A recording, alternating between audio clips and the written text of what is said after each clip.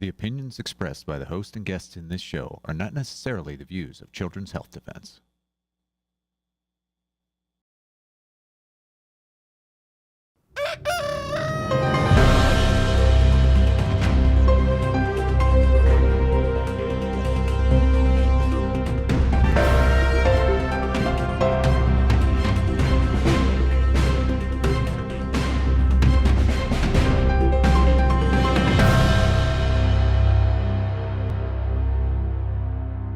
Good morning, CHD. It is Sunday, May the 4th, 2025, and welcome to This Week with Mary Holland, President of Children's Health Defense, and myself, Polly Tommey. Right, well, we have a big week. We've had a big week ahead of us, so let's catch up on everything. So Reuters, first of all, Robert F. Kennedy Jr. will require all new vaccines to undergo placebo testing. The potential change would require all new vaccines to undergo this placebo testing. But actually, Brenda Belletti does a much better job in The Defender. RFK Jr. will order all new vaccines to undergo placebo-controlled testing. The news draws both praise and criticism, with the Post citing medical experts who said testing vaccines against a placebo could limit access to vaccines and undermine the public trust in immunization. And the rule could be unethical because people in the placebo group wouldn't receive an effective intervention. Can someone please explain to me why health experts would be alarmed at conducting science on a new drug? So, Mary. Kudos to Callie for that post. Yes, and Dr. Peter McCullough said, the public should have no tolerance for vaccines resulting in disability and death. You're giving something to healthy children, healthy people. We should not have the tolerance that the pharmaceutical industry and the government has had. He also says there should be surveillance for 5 to 15 years. This is so exciting, Polly. This is going to turn things around. When the Washington Post says this is going to limit access and undermine the public's trust, yes, it's going to limit access to bad vaccines, and it is going to undermine the public's trust in the old vaccines that didn't have real placebo-controlled trials. So they're 100% right. It is going to undermine the public's trust in what has been done for the last 50 years, since at least, the last 100 years, when we haven't had real science backing up the vaccines that are being pushed on children, let alone adults. So it's extremely exciting. This is the start of a new era in vaccine licensure and testing at the FDA. This is so important, Polly. It's probably not the last step. It doesn't say that they're going to go back and test all the ones on the schedule right now. But what it tells me is there's not going to be 5 new vaccines on the schedule next year or in the next 5 years, as there's been for the last, since 1986, going from, 7 different vaccines to now 17 different vaccines. That's not going to happen because the clinical trials are actually going to be real clinical trials, and they're going to have to reformulate these things if they're going to be able to keep putting them on the market. And just to explain to those who don't quite understand them, and most people don't because we're not medically trained or whatever, scientifically trained, what does it mean? What is Bobby trying to do that they didn't do before with the placebo-controlled trials? So, Polly, when I and others, our colleague Kim Mack-Rosenberg and Eileen Iorio wrote the book, The HPV Vaccine on Trial, what we came to deeply understand is the way that the pharmaceutical industry gets vaccines passed at the FDA is to create fake placebos. They use old vaccines. So they say, yes, we have a placebo, but it's not an inert placebo. Placebos, meaning a control, something that you compare a vaccine against, has to be something that has no biological effect if you want to see the full effects of what the intervention is, in this case, the vaccine. So they don't do that so that it masks the side effects. And we came up with the word faux-SIBO. What the pharmaceutical industry has been doing for years with vaccines, forever, on everything on the childhood schedule, is using faux-SIBOs, false placebos. Now, for COVID, actually, there was enough pressure that they were forced to use a saline placebo, we believe. But then they did things like they ended the clinical trial, right, saying, oh, the vaccine is safe and effective. So they ended the clinical trials, again, masking the side effects that we know happened from the shots. So we've got to end this paradigm of using, it's fake science, it's marketing, it's not science. And Bobby Kennedy is acutely aware of that. And so this is an incredibly big step, actually, towards protecting the health of the American public. It's very good news.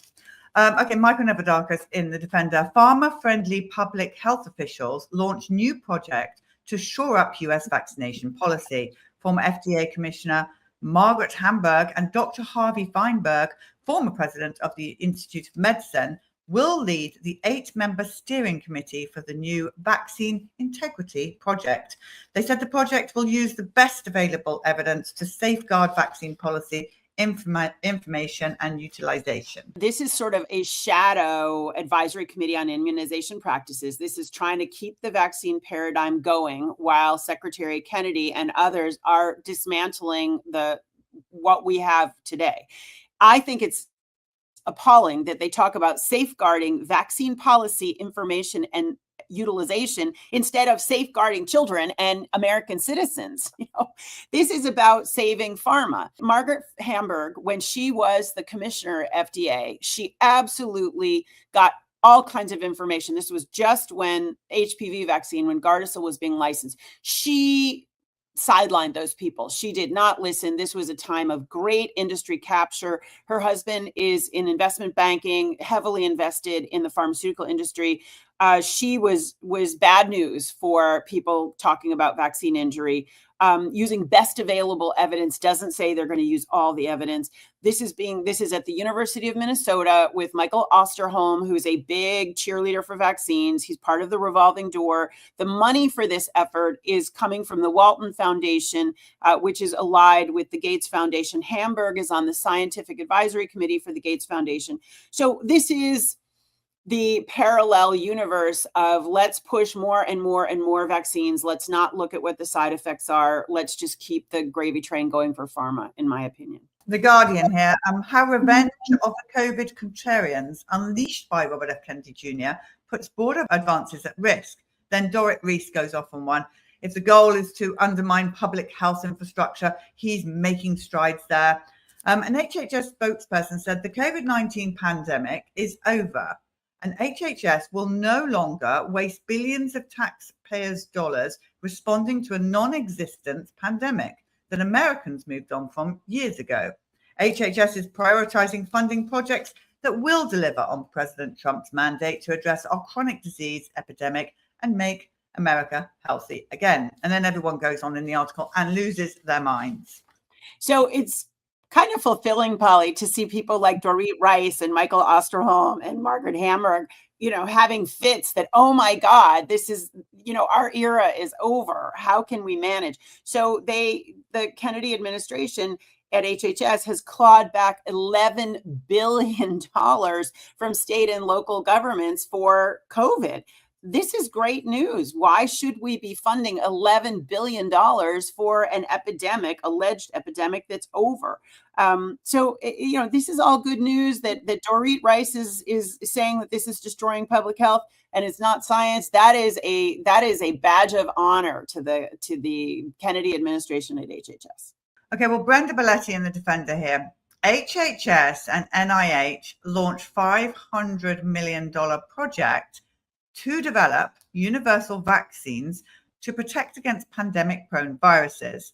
Generation Gold Standard will use traditional vaccine technology to develop universal vaccines for influenza, coronaviruses, multiple strains of viruses like H5N1, blah, blah, blah, blah. Mary, that is a no thanks from me, I will say. Well, we have the power to say no thank you, thank God.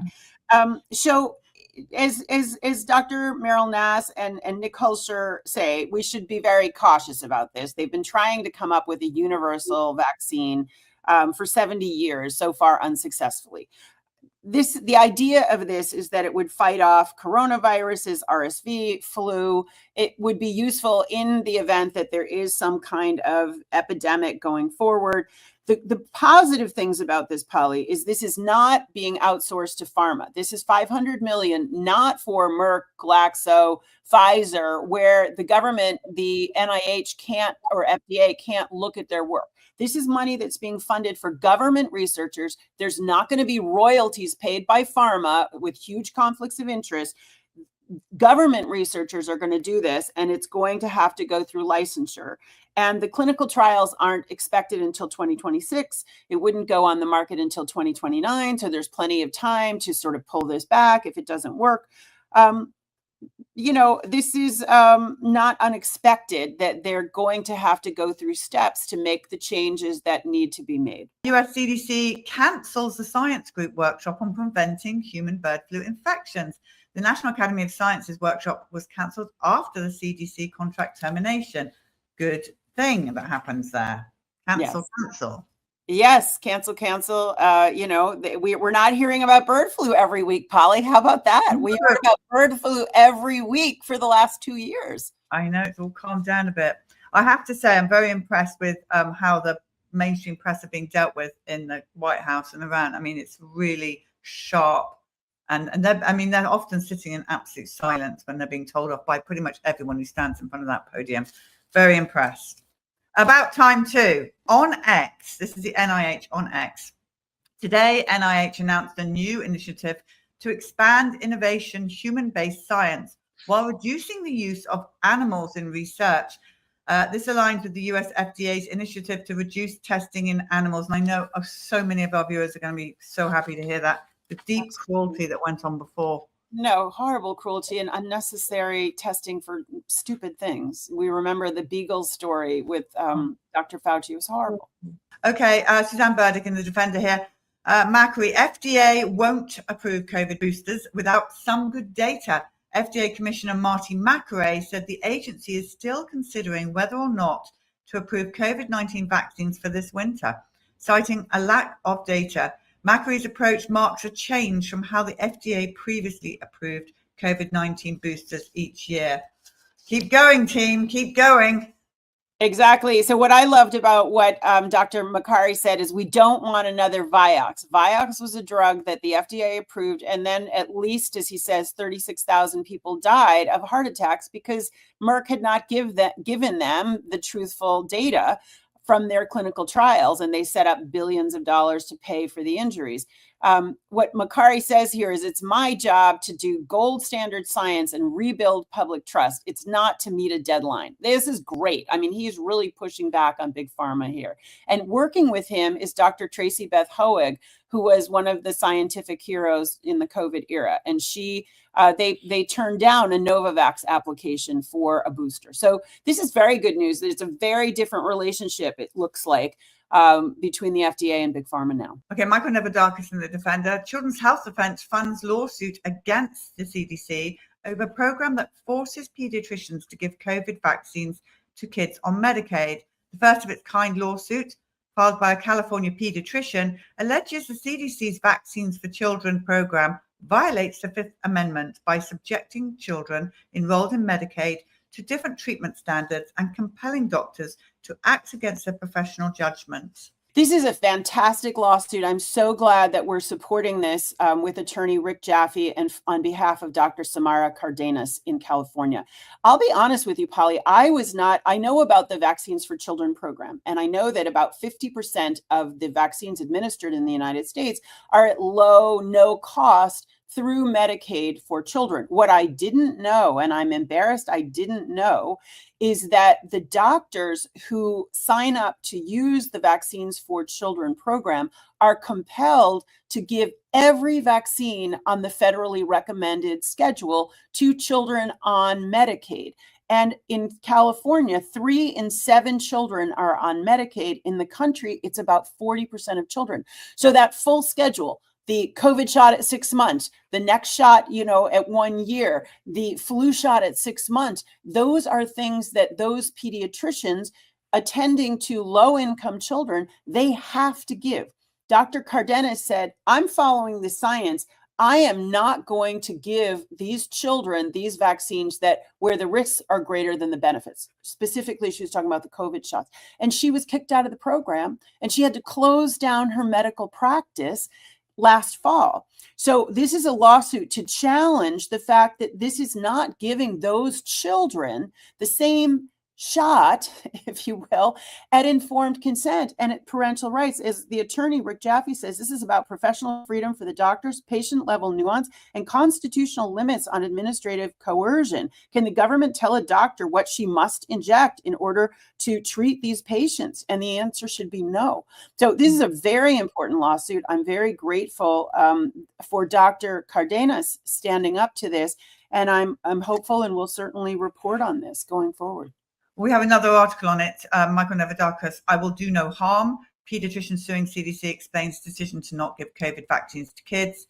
Dr. Samara Cardenas does not regret choosing not to give COVID-19 vaccines to a pediatric Medicaid patient, even though the decision meant losing her Medicaid contract. And with it, 1,900 patients. She said safety concerns drove her decision. So that's another good article on that subject. Yes, excellent. Kudos to Dr. Cardenas for standing up as a healer, as someone who will not do harm. Kudos to her. Okay, Brenda Belletti in The Defender. Moderna's in trouble. It's in trouble in the UK for offering kids money and teddy bears to participate in COVID vaccine trials.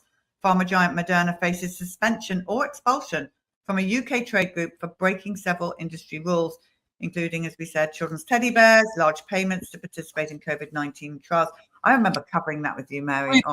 We've covered this, and the only thing it's good to hear that they're being excluded from a trade group. The bad thing here, Polly, is that these sanctions are ridiculous. It's like $50,000 to something like Moderna, who just made billions and billions. It's not even a slap on the wrist. It's like a gnat, and waving it away. So it's not as good as it sounds. No. Okay, Michael Nevadakis, Fauci's replacement at NIAID, a cheerleader for gain-of-function research. Jeffrey Torbenberger, a 19-year veteran of NIAID, who supports gain-of-function research and believes COVID-19 evolved naturally, is the new acting director of the agency. Dr. Fauci led this agency for 38 years. The only thing I've heard that's positive, in my view, is that he refused to take the COVID shot, saying that he thought that it was not properly tested. Other than that, it's not a very optimistic biography. So he is behind this zoonotic origin. He's done work as a virologist on reconstructing in gain-of-function work the 1918 flu virus. As Dr. Richard Ebright, a critic of gain-of-function, says, he's been part of the problem, not part of the solution at NIAID. He says it's a baffling choice. One of the things that really bothers me is he's co-authored 66 papers with David Morans, who we found out through Senate inquiry, Senator Rand Paul was helping Dr. Fauci to keep things off of email to subvert any kind of Freedom of Information Act request. So this is not good news. We'll have to wait and see. The budget for NIAID is $6.6 billion. So this is a big job.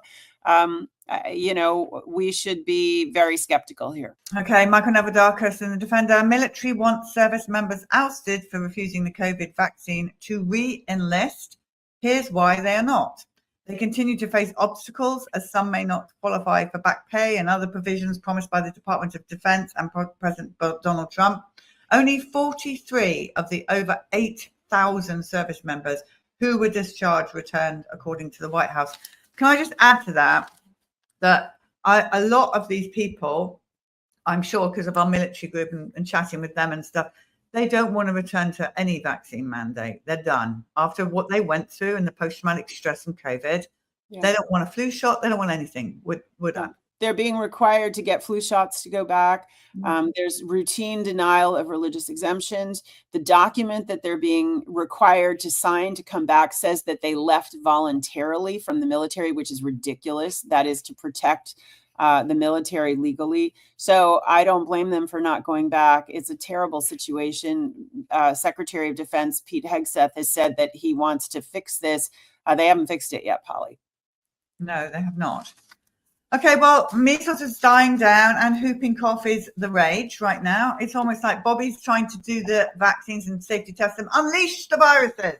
Well, in fact, the truth is we've always had whooping cough and measles in this country. So just before I start on this, just to say that Dr. Paul Thomas did a fantastic job breaking down whooping cough on Wednesday morning. So go back and watch that segment if you want to see that. And he is planning on doing another thorough in-depth on pediatric perspectives coming up soon.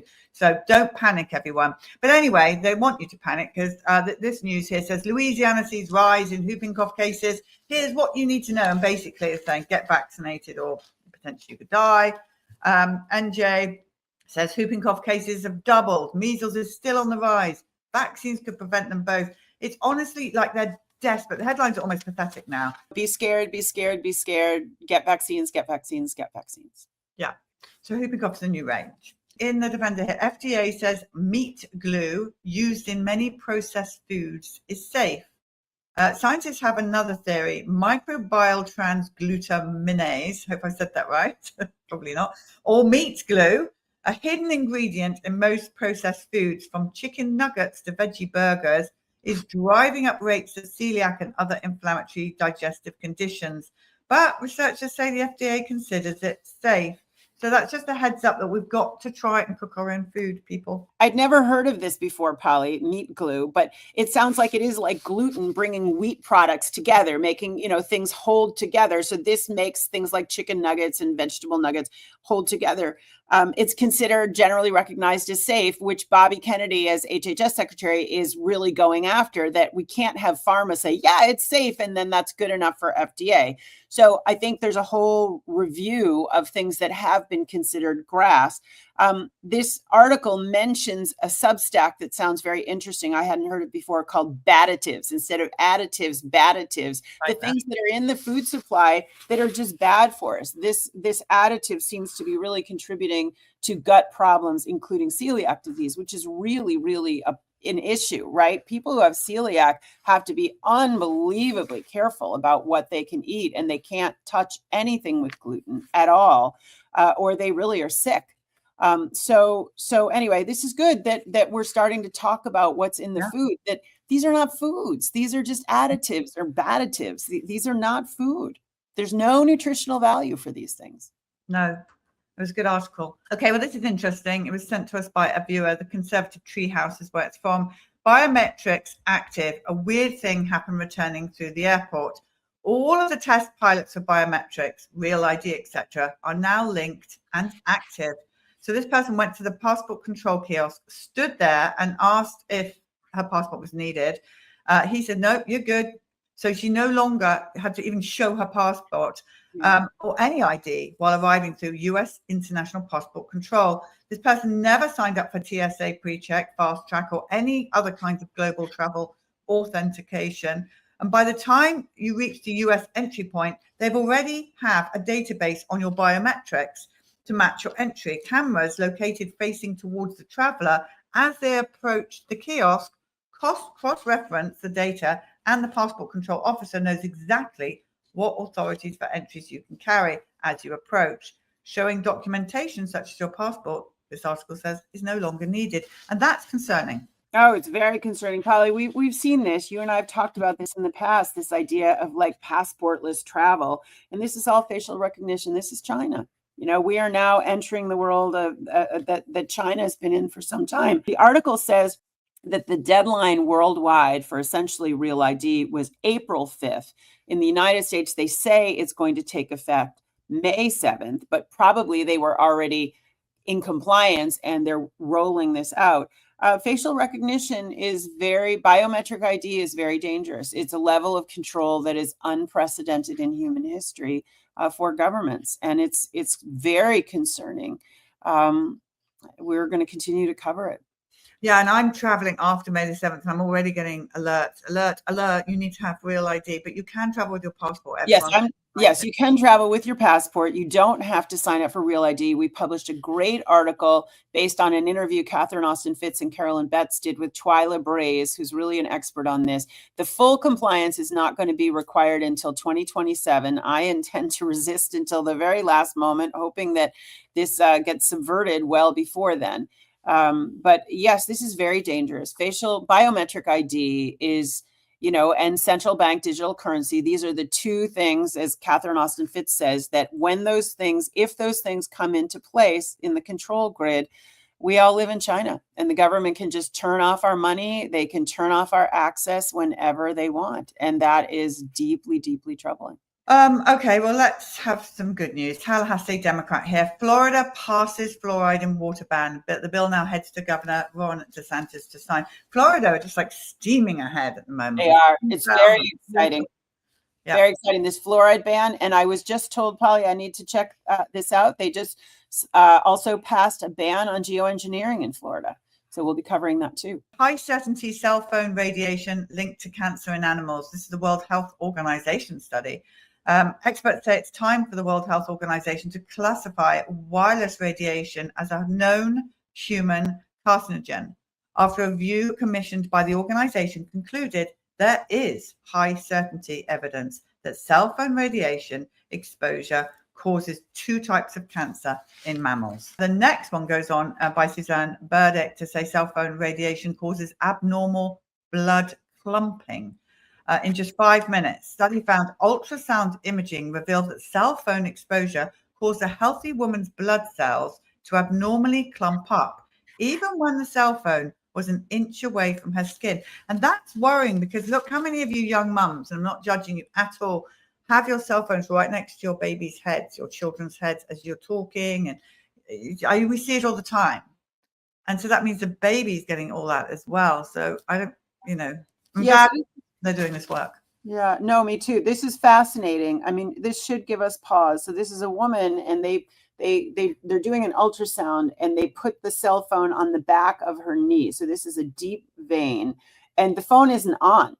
She's not even talking. It's just the phone being on her knee and then an inch away from her knee. And they see her red blood cells change after 5 minutes. So it's just showing us how powerful this radiation is. We don't know what does it do if you hold it next to your brain, an inch away from your brain, as we see people doing every day, for hours in the day. What is that doing to your blood cells? It's troubling. We've been lied to about that, Polly, as we've been lied to about so much that, oh, no, there's nothing to worry about. The only thing you have to worry about is if it gets hot, a thermal effect. Yeah, it's ridiculous. We are electromagnetic creatures. Our bodies work on electrical currents. And so this is this abnormal stimulus. And yes, I'm grateful for this work being done. Also, Mary, to the young teenagers who think it's cool, the women to put their phones, carry them in their bras, and the men to put them in their pockets by their bits. It's not going to do you guys any favors whatsoever. It's dangerous as anything. It's really dangerous. We can't be holding these on our bodies. And for men, who aren't used to carrying a bag or a purse, I think it's worse because they typically are putting them in their pockets and not a good idea. Really sad news. This is by Anne Rosen in our community news. Honoring Samaya Simon, who was a gentle warrior. The health freedom community is grieving the loss of Samaya, a cherished friend, a mama bear, a quiet voice that grew strong. And when the need arose, she rose up. Samaya died of cancer, but she was, and many of you may remember, she was a weekly host on CHG TV. Do you remember the show What's Your View? She did it with Sheila Ely a lot as well. But it's such a big loss. I didn't actually know she was ill, Mary. No, none of us did, Polly. We didn't know until very, very late that she was ill. She was a warrior. She was deeply involved in these issues. In particular, she was fighting on behalf of the African American community. She was very focused on sudden infant death syndrome. She was based in New Jersey, and I learned after she died that she had been sick, and it was a very quick course, and it's a terrible loss, Polly. It's just another terrible loss. Oh, gives me goosebumps. All right. Well, so many of you seen the video that Josh Coleman did for Children's Health Defense, the unseen severe autism. And we are going to have him on a Good Morning CHD tomorrow morning to talk about how he made it. And so many amazing comments from you all. I'm so glad that this was addressed. It had to be addressed, did it not, Mary? When Bobby said the 25%, who he was talking about. Right. No, it's a brilliant film. Kudos to Josh. Thank you, Polly, for working with Josh to get this done so quickly. I do hope that all of you who are watching, let's help make this film go viral. Let's have people see it. This is what we're talking about. Nobody wants to have the kind of issues that you see in this film. Nobody, not the individuals, not their families, not their communities. These are real afflictions. These are real disabilities. And we are gaslighting the world when we say, oh, neurodiversity is great. No, this is not something that anybody would ever choose to have, ever. And since we put that video out a few days ago, people are writing in saying, would you like footage of my child being aggressive or anything? I mean, what we're trying to say here is this is just a tiny fraction of what really is out there. So, okay, do share that video. It's really important we highlight yes, please. The unseen. Okay, I've got to save the date for you all. 6th of June 2025 at 10 o'clock Eastern on CHD TV. 25 years since Simpson Wood. And this is like almost like a mini documentary. I mean, our team have been working so hard with Lynn Redwood and Tia Severino to get this information to you. Many of you don't even know what Simpson Wood. How would you summarize Simpson Wood, Mary, in a Simpson Wood was the beginning of the vaccine cover-up in 2000 when people at the Centers for Disease Control and Pharma and the World Health Organization, the Gates Foundation, they all got together outside of Atlanta to decide how are we going to bury the story that thimerosal causes brain defects, including autism. So it's really lots of interviews, and it's pretty much an all day. You can tune in and out of, but it's like going to a conference, but on CHD TV. So save that date. And of course, it will always be sitting on our website. But a lot of hard work's gone into that. And I think it's going to be really perfect timing to get something like this out. I totally agree with that, Polly. And I just want to remind people that it was Bobby Kennedy, when he published the article about this transcript that came to our community through Freedom of Information Act to Safe Minds. Lynn Redwood picked it up. I think it was Elizabeth Burt who really understood the importance of this. Bobby Kennedy then writes an article in 2005 for Rolling Stone and Salon exploring this cover-up conference by officials at HHS and elsewhere. And that's when he was basically exiled from the public square. That's when he became, public enemy number one, anti-vax conspiracy theorist, etc. So Simpson Wood is essential to understanding what is happening right now and what Robert Kennedy, as the Secretary of HHS, is reversing.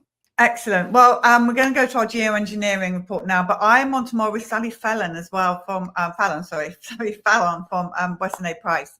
And we're going to be talking about essential foods that we can and can't eat, and not trusting the mainstream or what they're telling you you can and can't eat. And we're also going to be doing a segment on keeping yourself safe when you travel by plane or anywhere with the EMR. So I'm looking forward to that as well. So that's tomorrow. And we've got lots of exciting things for you all week. So from Mary and I, pray big, stand firm, never settle.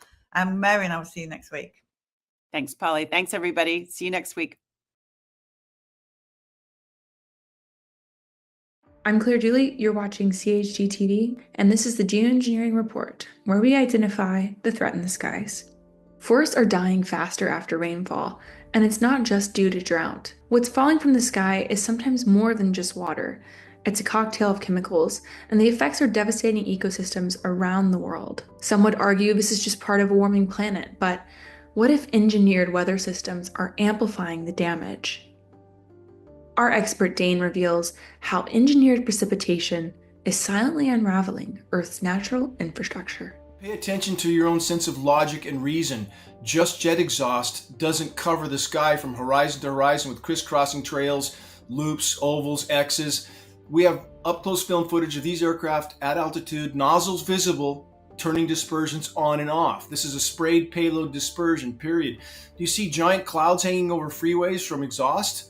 Do we really see anything like that? Or quote condensation? Do we see a researcher in Antarctica whose breath might be condensing on some film? Do we see a cloud forming over his head? This is not condensation or jet exhaust. It's a sprayed payload dispersion. Our lab tests prove that. In fact, so much is being dispersed on us that with our work directly with the University of Minnesota and hundreds of lab tests, it was extrapolated how much material is likely being dispersed into our skies globally. 40 to 60 million tons. That's not jet exhaust.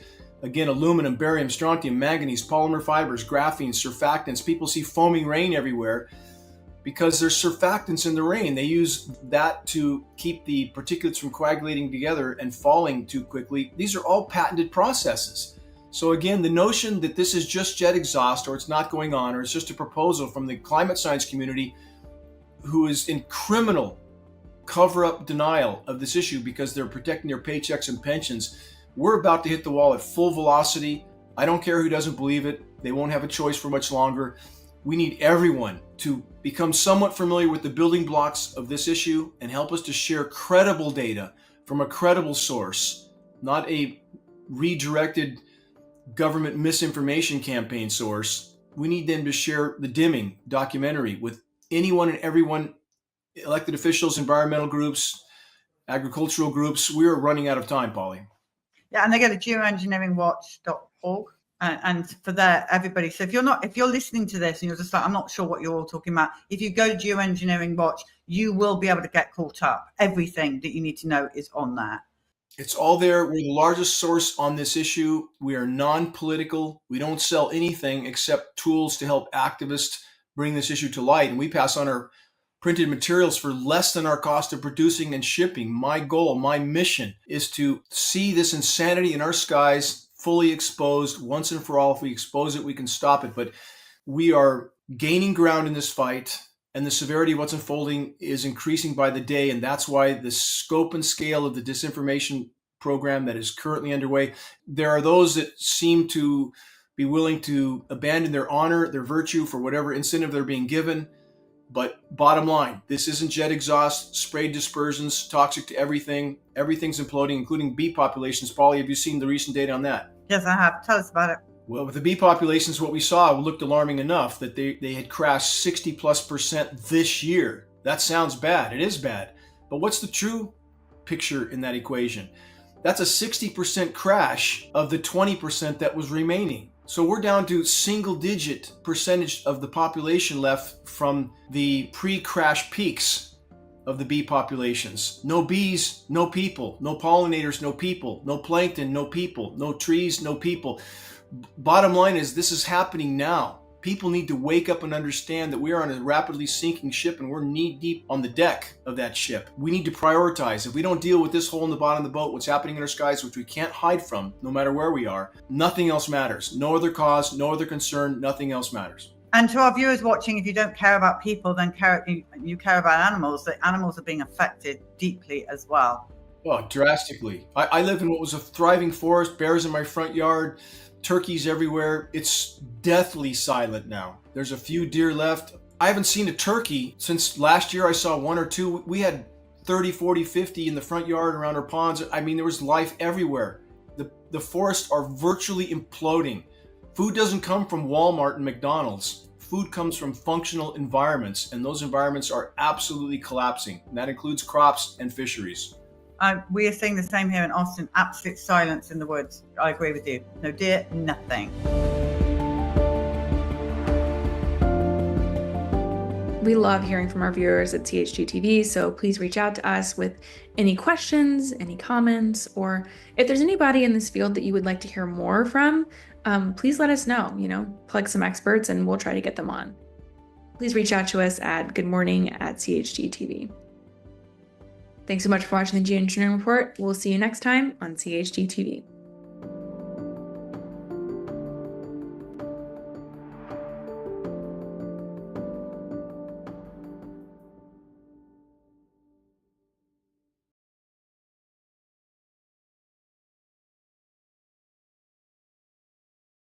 All right, well, very sad story we have here, everybody. I'm going to show you the picture of Aviana. This is literally only happened 3 months ago. This beautiful, beautiful baby girl passed away after her vaccines. Here she is. I'm going to show you all. And this is literally 3 months ago that this happened. So Mom is sitting here. She's still in shock. And she's so brave to come out here and tell us the story of this very, very beautiful, her beautiful baby, her first baby. And just look at her, people. Just take a second to look at how beautiful she is. And she should be a 6-month baby today, or 7 months even. And this baby lost her life following vaccines. So another beautiful life lost because of these murderous lies. Thank you so much for being here, and thank you for being her friend and sitting with her. It's so raw, and you're such a young, beautiful young mother, and this should never have happened. Okay, can you tell everyone your name? My name's Taylor Porter. Taylor. Okay, and so we've talked just before this, so you know some of these questions. And they're important. I'm afraid that we have to ask these questions. Is when you were pregnant with your beautiful Aviana, were you anti-vaccine? No, I never knew anything about what could happen from vaccines. It was just drilled into, I'm a nursing student and I was vaccinated, and it's just drilled into your head at the doctor's offices. Well, this is what you do so you don't get this disease or you don't die and all that. So I had no idea until this happened anything about vaccines. When you were pregnant, did you get vaccinated? You did. What did you have? I got the flu shot. And how many weeks pregnant were you when you got the flu shot? Oh, I was probably about 6 or 7 months pregnant. 6 or 7 months pregnant. And when Aviana was born, how was she? Was she healthy? Healthy, perfect pregnancy. I only gained 20 pounds. I was never sick. I never had swelling. I never had anything abnormal. Never had to go to the hospital or doctor for being sick. She had a perfect delivery, no complications. She was opening her eyes and doing everything she was supposed to right after I had her. So everything was, picture perfect baby, pregnancy, delivery. And so at birth they gave her hepatitis B and vitamin K, and you didn't think to question or no. And you're a nursing student, so you're being taught as well how safe vaccines are. What was the age that the vaccines, the fatal vaccines, was she 4 months? She was 4 months old. So she got in this picture, how old is she? Do you mind me asking? 4 months. That was just a couple weeks before we lost her. So she was probably 3.5 months in that picture. Just a beautiful girl. Can you describe your daughter to us before these vaccines? She was happy, never fussy, always smiling, laughing, talking, cooing, loved to play, just alert and smart. She was rolling, ready to crawl, doing everything she was supposed to do, advanced, smart. Perfect baby. And so talk us through, so you've had your 2 month vaccines, so you go for the 4 month vaccine. You said she had a bit of a cold. Yeah, she was never really sick. She had a little bit of a stuffy nose, but I didn't think anything of it. But I told them that because I know that if you're sick or if you have a fever, you aren't supposed to get the vaccines. I told them that, but they did their little exam, looked at her, and said, her lungs sound good, so we're still going to get them. And I never thought to question the doctor, so I said okay. And so she was tired, nothing abnormal. And so I put her to bed that night at around 10, and I checked on her before I went to bed at 11:30. And she had been sleeping through the night since about 2 months, so that was never an issue. And I got up at 6 in the morning, the day after she got her vaccines, to check on her, and she was face down. Sorry. No, that's...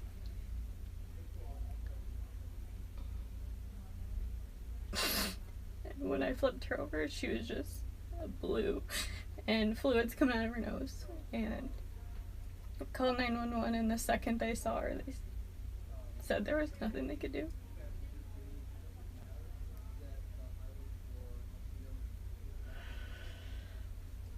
And when I got, medical examiner came, saw her, looked at everything, and when they called me after they had looked at her and done their exam, they said, there's nothing, we found nothing. It's not because she couldn't roll over, she didn't suffocate, nothing was wrong with any of her organs, no illnesses, diseases.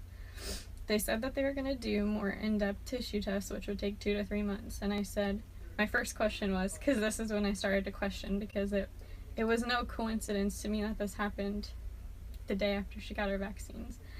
And I said, if it was her shots, would it show up in those tests? Oh, that's not even possible. We don't even consider that. We've seen cases like this before. That's all they got. They shot me down right away. So they told her that she could not have suffocated No. the coroner, the No, medical examiner. there was nothing in the crib with her. They had me reenact with a baby doll everything that happened. They said it's nothing you did. She didn't suffocate. It wasn't because she couldn't lift her head, because she was fully capable of rolling over if she got to her stomach. Nothing.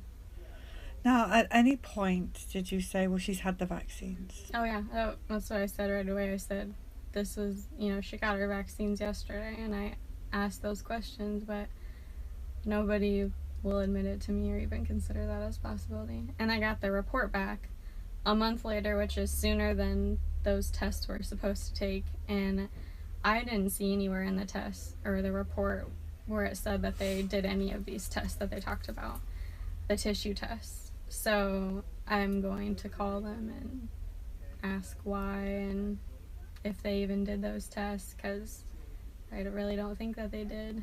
And they just said, we didn't find anything. The cause on her report is unknown, undetermined. That's the answer I got. So I'm just going to summarize this up so people totally understand this. You are a medical student. You believed in the medical profession. Mm-hmm. You did everything you were told to do. You want to go be a Everything medical for good. student to help other people. Mm-hmm. You had this beautiful, healthy daughter. I did everything by the book. Everything. I took care of myself during pregnancy. I never even had caffeine. I ate healthy. She, was growing, doing everything she was supposed to, developing. We did, lie on your back, nothing in the crib. I did everything you were supposed to. And I did what I thought was in her best interest by vaccinating her. And the reality of this, people, is that this mom, this young mom, who's so raw, so 3 months ago she lost this beautiful girl, has to wake up every morning without her beautiful daughter. And that is the bottom line here. And to be honest, nobody cares apart from us. We care deeply because this is happening around the world. But those medical professionals, to say to you, we're not even going to discuss this, is disgusting. Yeah. I don't take unknown as an answer. A perfectly healthy baby doesn't die for no reason. I don't believe in SIDS. I don't believe in the unknown. It's not a reason. It's murder. And I'm just going to show you again so that you all know how beautiful this baby girl is and how this baby girl should be in her mummy's arms right now, nursing, feeding, with a whole life ahead of her. And this has been ripped from this family because of vaccines and the ongoing lie and murder of these babies. How many more babies have got to die before this is overturned? How many more?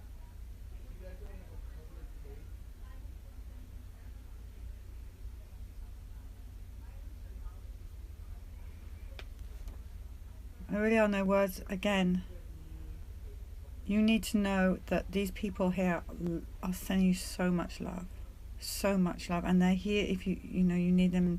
I know you're in shock, and it's understandable. It's just there's nothing, I don't think, on earth more devastating than having your baby taken away from you. Something no one should ever have to experience.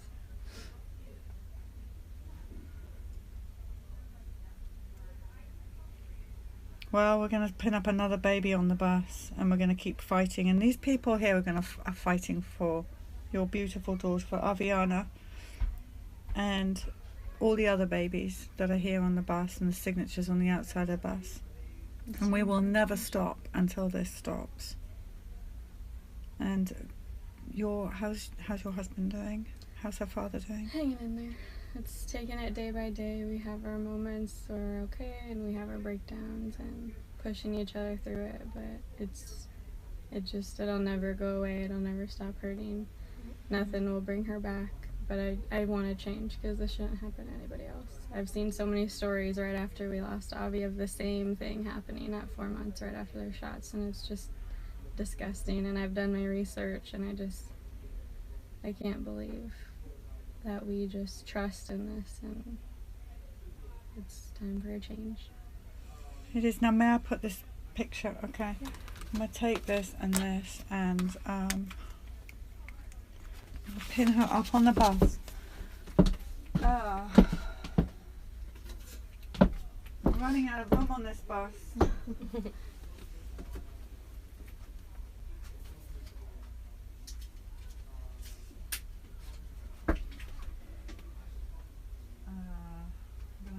Start anew. I'm going to have to put her on a new thing. Do you want to come and see? Are you happy with her being on this one here? Yeah. I can't get any more. That's okay. Yeah, I like it. Okay.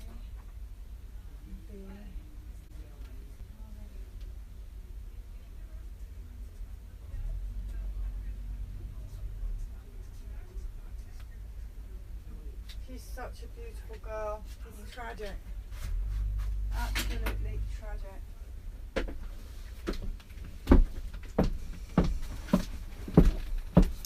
Right, we're going to go and write her name on. Okay, people, so there you go. There you have it. A baby 3 months ago killed by vaccinations. Please share this story. Please send to many, many pregnant people so that they understand that death is a reality of vaccinations. It is written on the insert. This bus is a black box warning. It is your warning that these things can happen to your babies if you vaccinate. Please share this story. Thank you so much for telling your Thank you story. for having us.